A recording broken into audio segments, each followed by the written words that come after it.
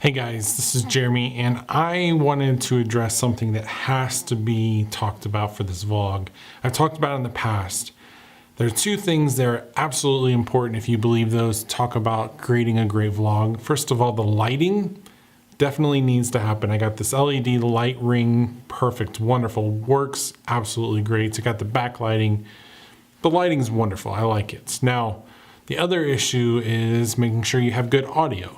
I'm currently using a Rode microphone that I got from about 8 years ago, and if you remember whenever I talked about my microphone maybe 4 or 5 weeks ago, you move the microphone around and it goes definitely frustrating, and the reason for that is because the actual microphone itself has a little hinge that's broken off of it, and so it doesn't just stabilize anymore but moves around, and it's really frustrating.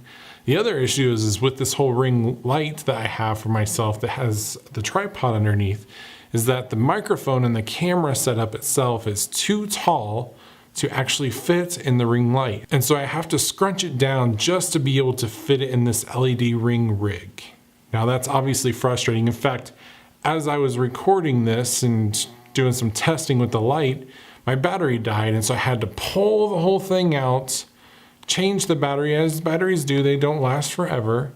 And then I had to wedge it right back in there. It's super frustrating. In fact, I got so annoyed by this that I had to just leave my setup for several different vlogs just to be able to use it because I liked how it was set up.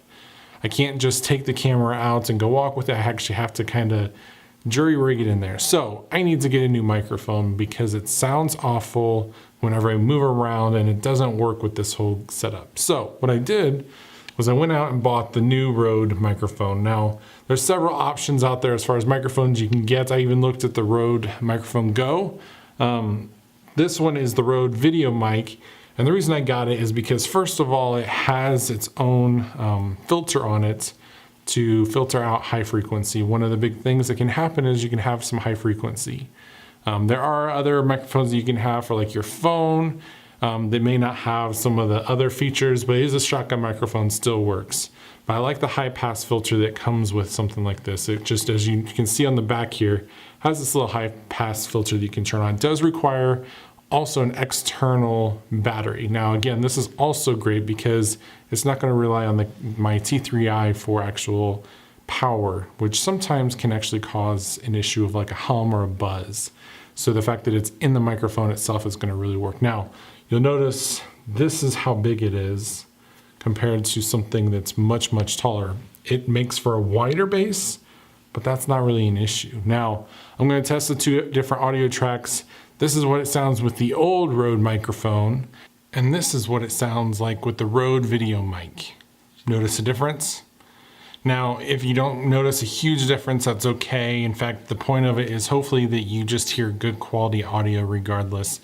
This microphone actually was working really well, except for that squeaking. If you'll notice, here's where that little hiccup happened. It's completely torn off. It's just not gonna work anymore. No more of that. And you'll notice this is so much taller of a frame. Instead, now it kind of is like this. The two downsides to external microphones, first of all, you may forget to turn it on, and so a lot of times you'll get no audio because it cancels out the microphone that's actually built into the Canon T3i. The other issue is that sometimes you forget to turn it off.